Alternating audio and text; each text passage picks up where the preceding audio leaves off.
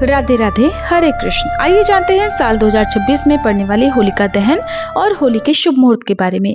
इस बार पूर्णिमा तिथि 2 मार्च सोमवार को शाम 5:56 से लग रही है और पूर्णिमा तिथि की समाप्ति 3 मार्च मंगलवार की शाम 5:07 पर होगी। पूर्णिमा तिथि लगते ही भद्रा काल भी शुरू होगा और भद्रा काल 2 मार्च सोमवार को शाम 5:55 से शुरू होगा। भद्रा की समाप्ति 3 मार्च मंगलवार की सुबह 5:28 पर होगी। परंपराओं के अनुसार होलिका दहन फाल्गुन मास की पूर्णिमा तिथि को सूर्यास्त के बाद किया जाता है, लेकिन उस समय भद्रा नहीं होनी चाहिए।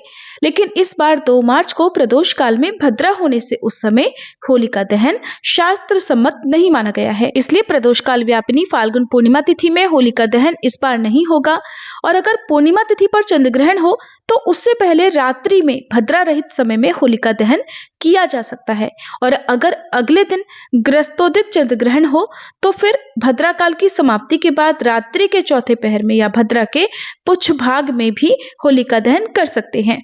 ज्योतिषाचार्य के अनुसार इस बार फाल्गुन पूर्णिमा 3 मार्च को ग्रस्तोदित चंद्र ग्रहण है।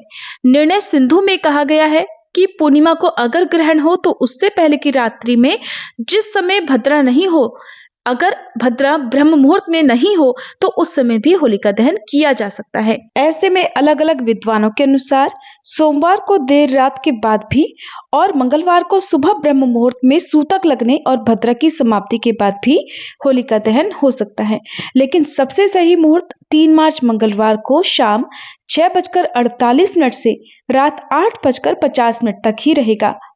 अशुभ मुहूर्त में और खास तौर पर ग्रहण, सूतक या फिर भद्रा काल में किया गया होलिका दहन आपके पूरे परिवार पर भारी पड़ सकता है, क्योंकि भद्रा काल को अशुभ समय माना जाता है। उस समय वातावरण में नकारात्मक शक्तियां बहुत अधिक सक्रिय होती हैं। क्योंकि 2 मार्च सोमवार को पूर्णिमा तिथि लगते ही भद्रा काल भी लग रहा है, ऐसे में भद्रा काल जब तक रहेगा तब तक तो होलिका दहन करना सही नहीं है, शास्त्र सम्मत नहीं है। लेकिन 3 मार्च मंगलवार को ब्रह्म मुहूर्त में यानी भद्रा काल की समाप्ति के बाद और ग्रहण का सूतक लगने से पहले जो समय होगा वो होगा सुबह 5:29 से 6:19 तक।